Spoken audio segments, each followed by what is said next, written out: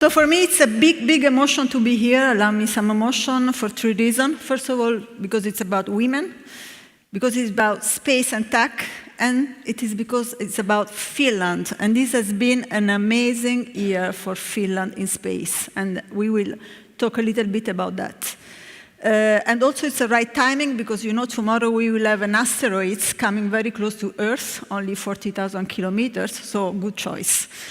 Okay, so I will start with a little story about myself. I am an astrophysicist, and was I passionate about physics when I was at high school? No. My passion was literature, poetry, was the word of the words. So this kind of big questions, philosophical questions, existential questions.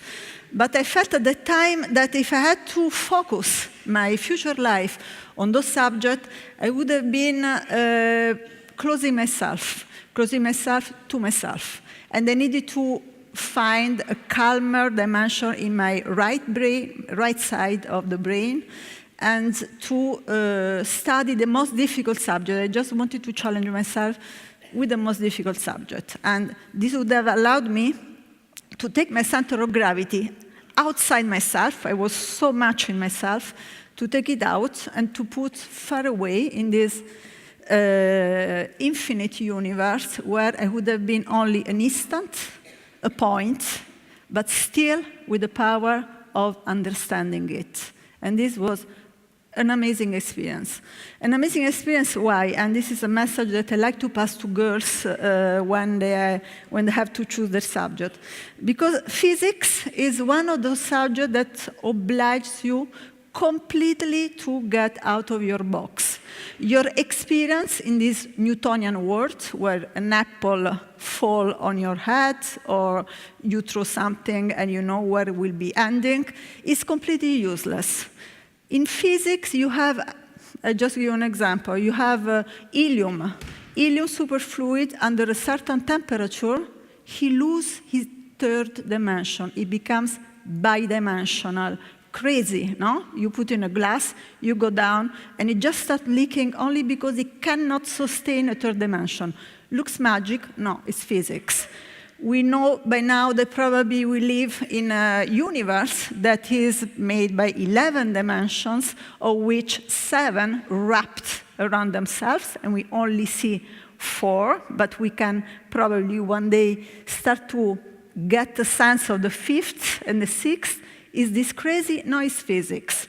Is it crazy to think that time feels gravity? It's one of the big discoveries, gravity and speed.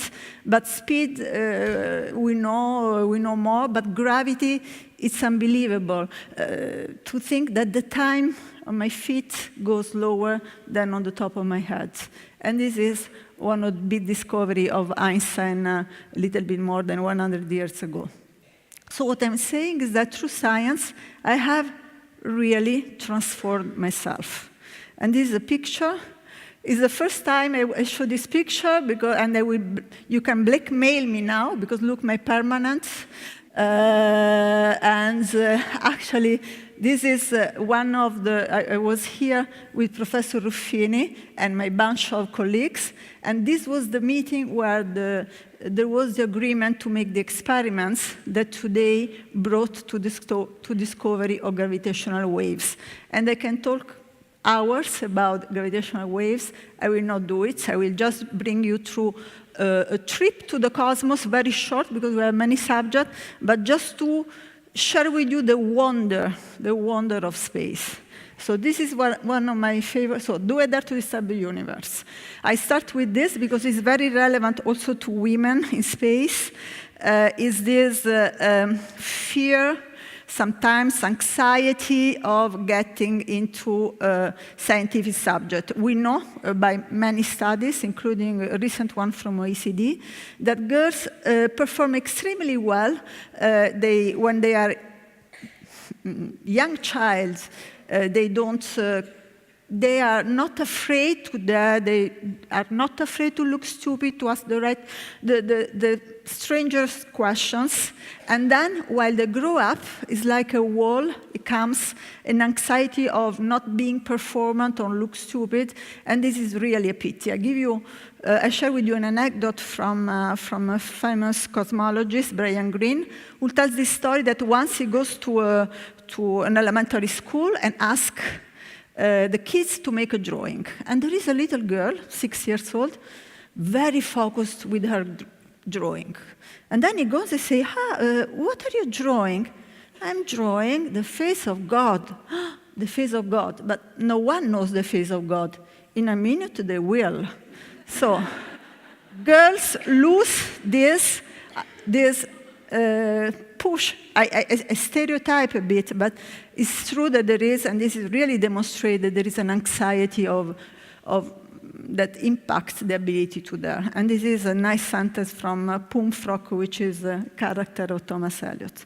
Now, look at this beautiful, this is one of my favorite, this bubble, celestial bubble floating peacefully in the universe. It expands at the speed of 18 million kilometers per hour, and is the result of the explosion of a supernova. Now, just quickly, I have to tell you that a star can die in many ways. It depends how big it is. For instance, our sun, in 5 billion years, will end his fuel, his energy, and so it will start becoming cold, a red giant. It will swallow Mercury and Venus. We will be safe. And then it will collapse in 9 dwarfs, so dense that 1 teaspoon is 200 tons.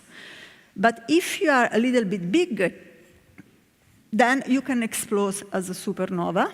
And this is one of the supernova.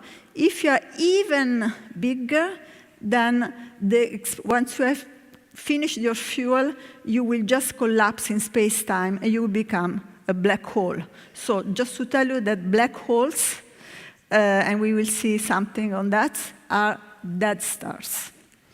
Now, this is an amazing picture as well, and this is, I choose this because I want to talk about the superpowers of science. Science gives us superpowers. This is what we have to tell girls. In this picture, you know that when you look at the night sky, tonight, yesterday, you are looking back in the past. You are not looking at this moment, at the same moment of your nose. You're looking back in the past. And actually, what is amazing of stars is that, given that they are a different distance, you are looking at a multiplicity of past times.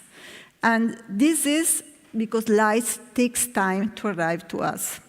Now, with this picture, which is one of the most amazing of the Hubble telescope, he has been able to focus on one point of the sky, let's say 1/150 the size of the moon. Look how many galaxies in just a little portion.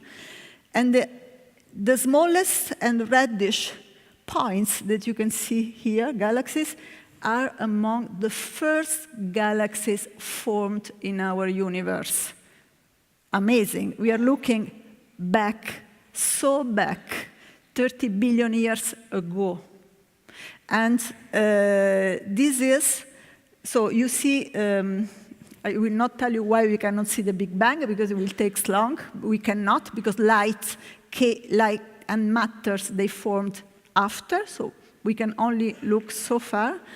But this gives you really this perception of how unbelievable, in a universe that is 13.8 billion years old, we can look at galaxies that are only 800 million years old.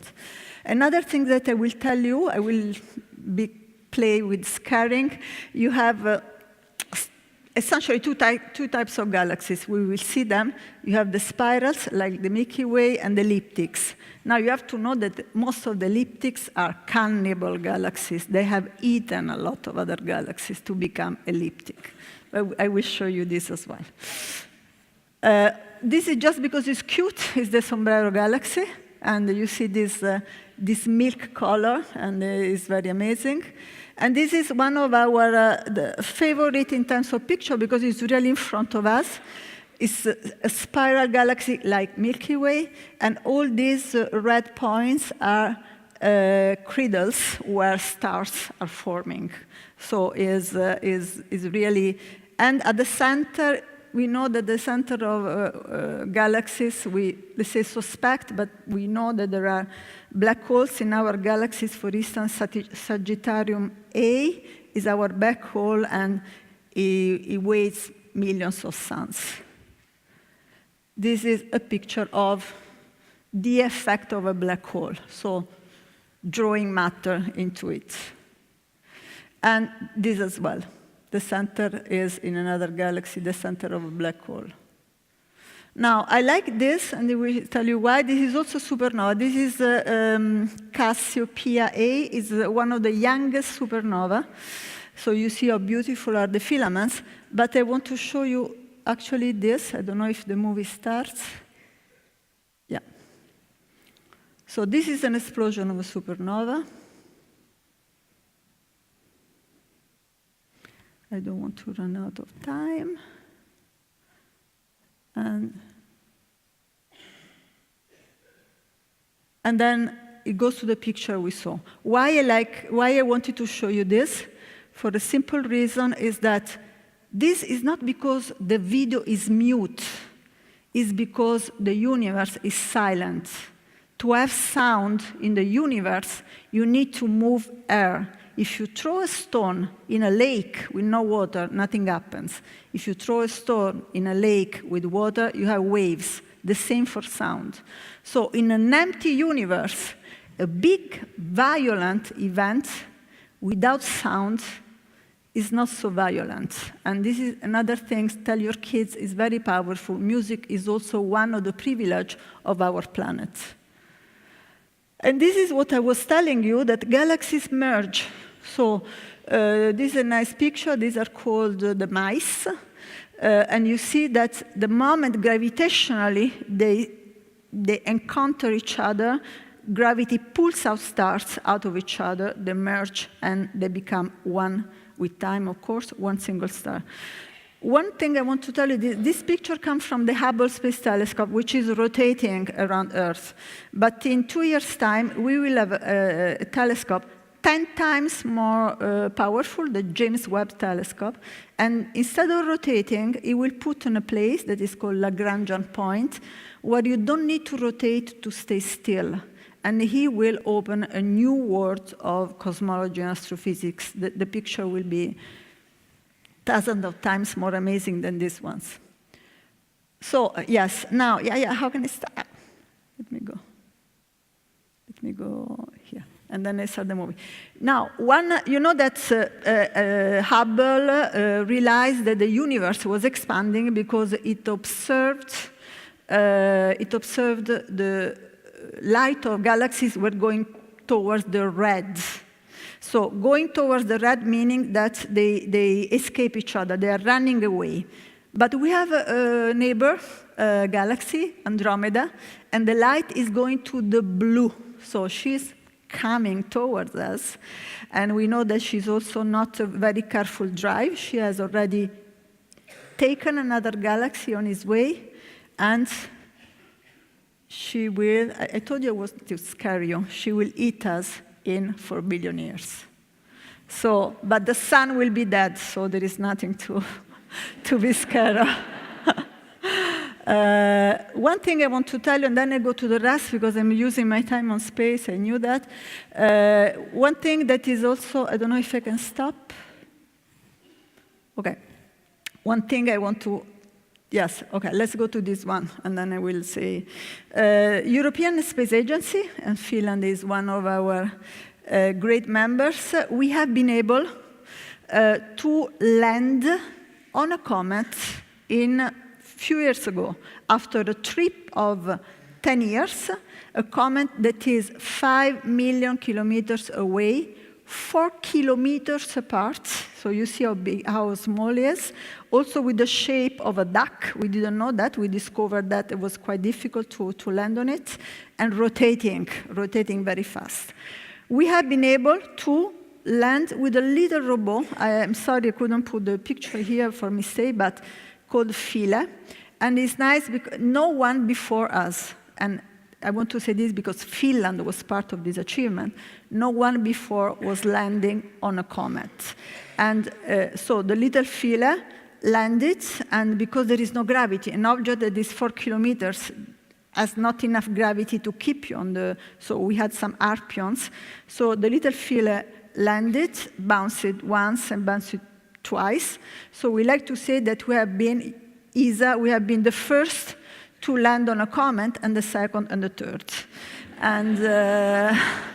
And why we went there, this is also another mystery. We went there because we want to understand how water came on Earth. And probably comets bring water. We found water, but has nothing to do with the water on Earth. This is also a very interesting thing. So the mystery is still there, how water came on Earth. Now, we stop this. Last thing, sorry, is about, so we are in a universe where we have many parameters. Actually, the speed of the light is a fixed constant. We have the electronic charge and the fixed element. All this seems fine-tuned to allow us to exist in this universe. So the scientist tells us there are all the universe possible. And so the theory of multi-universe is also a very inspirational one. And I like this sentence from Allen Ginsberg, science alone is true poet. And this close with my, I wanted to be a poet and became a scientist. He gives us the moon, he promised the stars, he'll make us a new universe if it comes to that. Now we move to the hard job, to space. So the space world is changing. Let me look at the timing. So global evolution. First of all, you see that the number of, it's really going global space. The number of space agencies has doubled, and the number of countries that invest more than 10 million in space is now more than 7. They are now more than 70, while only in 2003 were 35, 37. So nation with launchers, of course, having a launcher is a big investment, and usually launcher is because of also strategic reasons. But when you see a nation with operational satellites, no country, no continent is excluded, and this is so essentially is telecom, is SATCOM, but also Earth observation for national development. This is just to give you the size of the public spending. So you see that Europe represents more or less $8 billion, $9 billion, so 7 billion euro, and these are the sizes of the other powerhouse. Now, and you see the projection. This is also very important. It's not that they are increasing, but this is just an uptrend development. So space is really representing the place to be for the future. Now, the major players.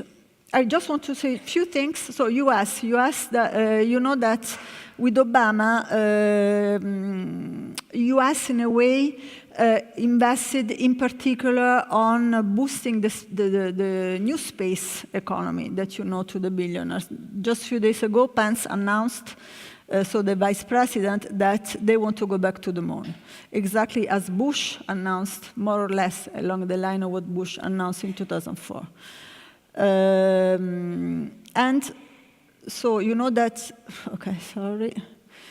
Well, one little thing is that today the only way to go to space is through Russian vehicles, because the Americans grounded the shuttle after the reflection following the Columbia accident. And I was at that time in the US, so it was really a big decision. And next year they will have their own, they will be back in human spaceflight with their SLS, Space Launch System again. Important to know and to follow. So Russian, they are doing another cosmodrome. I will not go too much through this. The Chinese, they are also, you know, they have been with the robot on the moon that ended just recently, Chang'e 3. And they had for 30 days, 2 taikonauts. You know that European and Americans are called astronauts. The Russian are cosmonauts. The Chinese are taikonauts. So these are 2 taikonauts. And then also India is coming up, having launched 104 satellites in 2017. Now, changing paradigms is that before, the race to space was a race among nations. And actually, apart maybe sport, there is no such a stage as a space to compete. And the competition now is very much related, I mean, to the big billionaires that see space as a new frontiers, and it's a kind of, I think you know everyone, Paul Allen, Bezos, Branson, and Musk. And why is because is the new West, Wild West, because of the gold rush. They are very aware that the economics from space is only increasing, and because, of course, of the settlers, new frontiers, the push and the challenge of being where we have not been already is very strong, and they have the means to go into these endeavors. I can talk about them if you want, but I just want to say one thing that is interesting, is that, and because we are very much in tech and business, during the Obama period, NASA was mandated, so by legislation, to promote to the maximum extent the commercial use of space, meaning that the economic sphere of the US was expanding to the solar system. So it was not just defining a destination where we want to go, but really setting the base for the private business to come in. And this has boosted the new space era that we know. Now what is interesting is that, so the billionaires, and in particular Elon Musk, which is a visionary, very, very brilliant person, now he wants to have a system, so he's building a rocket that will be bigger than Saturn V, the biggest rocket that we will have, and the capsule, because he wants to be able to go to Mars, and he wants also to be able to do with the capsule, so to Mars, and bring people to Mars, colonizing Mars. So this capsule will have 40 cabins with 2-3 people per cabins, and being able so to colonize, to bring the human species in the solar system. And now, recently, so in Australia, was also mentioning that this rocket, and the name is BFR. B is for big, R is for rocket, F, I leave you guess what it is, because it's a bad word, it's the F word. And so they can be used to go to the moon, to go to the station, maybe replace Falcon 9, and also, why not, being able to go to New York to Shanghai in 39 minutes, given that it travels at 18,000 miles per hour. So this is, and what is interesting is that once you have, and these are my own reflection, once you have the private setting the vision, how we follow. And I mean, they have the right to set the vision, and we will see. But it's a good driver for everyone to have this kind of visionary people. So my Director General, Jan Werner, under his leadership, we are also changing the paradigms. And the paradigms meaning really entering this Space 4.0 era. So take into account the multiplicity of actors of interest, having also values, so how we bring value out of what we do, and how we take into account of the multi-dimension where we are now living on. and this is the symbol of Space 4.0. And I have to say that because of Jan Werner, the subject of diversity is really very high on the ESA corporate agenda, and because kids, when they apply for a job, they don't just ask you, what is your business? They want to know where do you stand in society. And this is big paradigm shift. It's not enough to say we bring rocket to space. They want to know how you contribute. And this is what we are working on. Now, space economy, I will just, I just want to tell you a few things. So we are talking about a business. This is 2014, but this figure has already increased by almost 15%. So the space economy is about 300 billion. 300 billion, upstream and downstream. So we have the public budget we have seen is about 50 billion. Also there, if there are questions, I can answer. And we have 8.3 billion for Europe. All this is increasing. Extremely highly valued sector. This is the turnover. And in terms of exports, we have hit this 3.3 billion of export from Europe, commercial and export markets, as really a big achievement. And then it's upstream, again, it's a workforce of 40,000 people. The value is in the downstream. The downstream, you know, the biggest part is GPS equipment, but also you have telecommunication, you have satellites, television on demand. But Earth observation is coming very, very strongly as a big element of business. And we saw how Terrabella was bought by Google. So the downstream in Europe is about 40 billion. The picture is complex, but this is what I wanted you to keep in mind, is that according to the study we did with OECD, the European space sector, so in terms of decision-making, public decision-making, it has a rate of investment which is higher than transport, education, health, or defense. So it's very good business for our governments. Now, European Space Agency, overlooked, 22 member states, almost 5 billion budget, 80 satellites in orbit, more than 50 years of experience. Let me go quick. We do all these things more than NASA. NASA doesn't do launchers, NASA doesn't do telecommunication.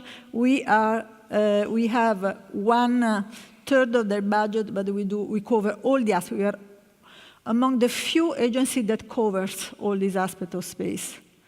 And this is just a sense of the budget, where Earth observation is our big slice of the cake. Now, again, some elements for you, and 85 of ESA budget goes to contracts to European industry. This is the raison d'etre of the European Space Agency, is to have and support a growing and competitive industry. And now let's see Finland in space, because I have 2 minutes. So this has been an amazing year for Finland. Finland is a member state since more than 20 years. And so through ESA participation, 200 activity, 130 companies, contract values of about 300 million. Why has it been an amazing year? Because, let me stay here, otherwise. First, the launch of Aalto 2. Now Finland is part of the group of countries that have operational satellites in orbit. This is a big achievement. And launched from Cape Canaveral in April. Aalto 2 has started to work in May and providing amazing results. It's also an amazing year, 2017. Okay, this is statement, so I will not the mandate from Finland to ESA, prepare and implement space program, foster development of Finnish industrial structure, improve worldwide competitiveness of Finnish industry, and consider really space as a unique enabler. Now, you know these are priorities. There is a space strategy that has been drafted in 2012 and set the priorities for Finland, 2013-2020. There is also the finalization will be soon of Space Act for Finland. And all these thematics that are really at the core of the Finnish strategy, ESA is very much interested. Again, 2017, an amazing year, because in May, 18th of May, Finland got the chairmanship of the Arctic Council, which plays a key role in the development of Arctic capabilities. They have two task forces, one for maritime matters and the other is for connectivity. ESA is also supporting with specific task force, and not just through Earth observation, but because ESA believes very much that through the Arctic you can develop navigation system, telecommunication system. So for us is really a big opportunity, and as your foreign minister says, what starts in the Arctic doesn't stay in the Arctic. The subjects are really global as climate change. Digitalization, again, in 2017, your Ministry of Economy started artificial intelligence, started a workforce on artificial intelligence to develop a program. And for us, it's key because new space endeavor will need, and in particular exploration, the use of artificial intelligence. Digitalization, Finland is among the leaders in terms of high-tech and ICT. You are one of the most digitalized countries, and digitalization needs space data, and ESA needs this kind of competence because we are just launching our digital agenda, and the importance of space data and digital information is at the core of this. And then the 5G also endeavor. And this is about 1 out of 4 companies in the innovation field in Finland state that space is a key technology for them. So Space Solutions, the big, on 8th of June, our Director General came, and it was decided with the ministry to open a business incubator center in Finland, which is really one of the catalysts for business in the ESA member states, as technology is part of the technology transfer program work. And that has been very successful. We just had more than 500 startups that, started with the big 132 invention, patents, and also the broker network supporting very much the business. So we have 16 bigs, and so the big in Finland is expected to be open by the end of November. And the big Calunia be able to raise 20 million of investment, so a dramatic increase. So big is really the tool to support innovation in member states. And this is also how it goes in terms of equity funding.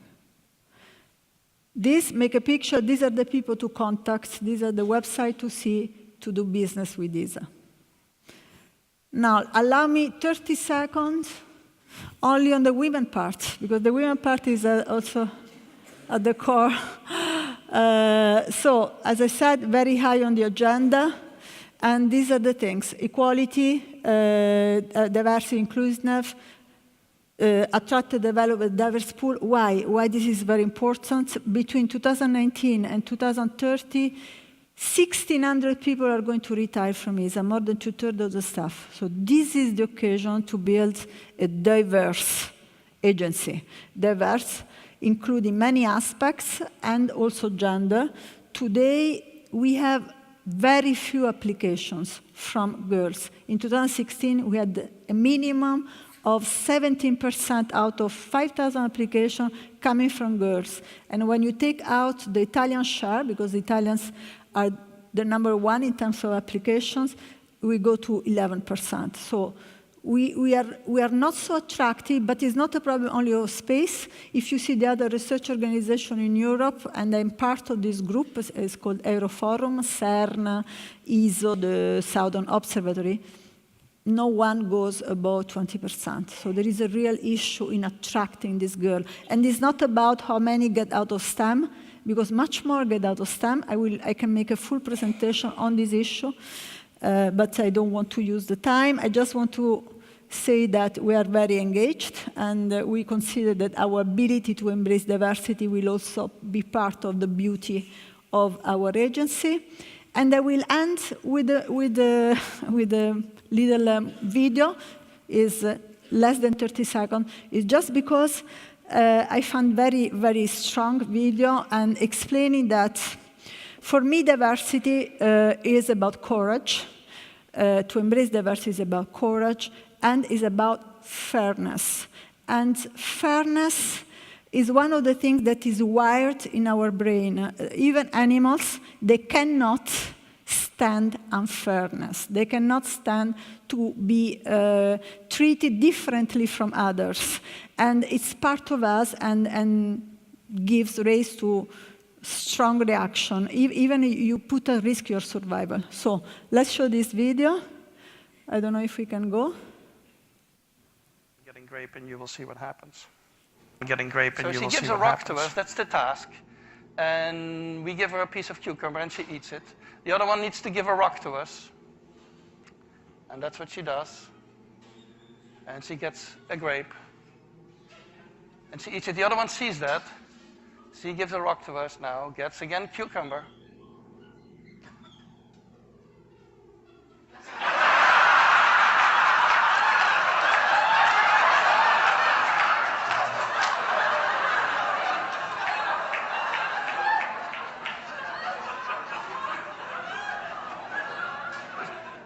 She tests the rock now against the wall. She needs to give it to us.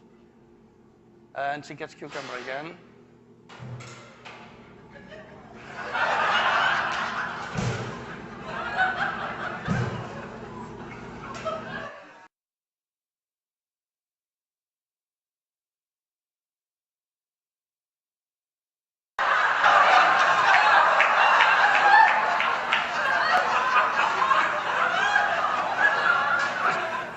She tests the rock now against the wall. She needs to give it to us. And she gets cucumber again. Don't listen.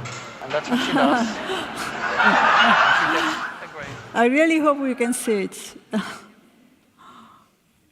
Guys, you're under a lot of pressure. We've got 1,000 women in tech looking at you, saying, "Toivoton." I know you can do it, guys. I know you can. I know you can. But how about if I ask you a question while we wait? One great question came in, and thank you for a fantastic presentation. You know, you're talking about women in space. How would the space sector evolve differently if women were the drivers of the sector? One question for you. This is, I like this question because space is innovation. We agree with that. So space means to go where and to think what has not been taught before. And to get this tension, to get this view, you need a diverse environment. And you need to take in, and it's not about stereotype that girls bring, the women brings more, empathic. It's not about that, but really about the kind of dynamic that women brings in a workplace. And when I have to answer this question, because I don't want to be in the politically correct, it's good to have more women, I just look at the private sector. And you see the study from McKinsey that says when you have more women in a company, you earn 20% more. So industry is not necessarily politically correct for the sake of, so there is a real interest to go for that. Diversity is a driver of long-term success. I also want to say something. The word desire comes from Latin, desidera esse, desiderum esse, be far from the stars. We all want to join the stars. We all feel this tension towards something bigger than us, and this is why it cannot be the show of one kind of mindset. So this is what I want to. So no monkey. How are we doing? Yeah. Okay. We're good. Hey, let's listen. Yes. Let's listen. And see. So. And you will see what happens. So she gives a rock to us. That's the task. And we give her a piece of cucumber and she eats it. The other one needs to give a rock to us. And that's what she does. And she gets a grape. They love grapes, huh? And she eats it. The other one sees that. She gives a rock to us now, gets again cucumber.